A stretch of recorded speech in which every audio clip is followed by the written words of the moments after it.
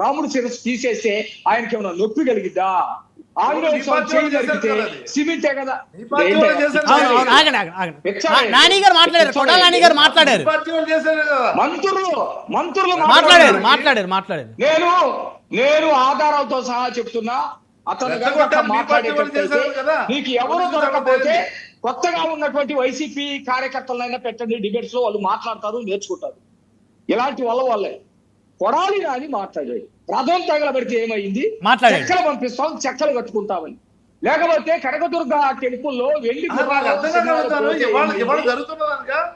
కాదు నాయుడు గారు, ఇవాళ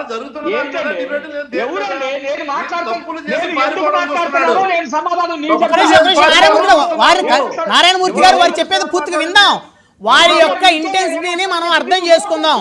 వారు ఏం చెప్పాలనుకున్నారు చెప్పనివ్వండి. ఫస్ట్ వద్దండి, గౌరవంగా చర్చించుకుందాం. వద్దండి ప్లీజ్. మీరు డిబేట్ ని మానిటరింగ్ చేసినప్పుడు మీరు సక్రమంగా చేయండి ప్లీజ్.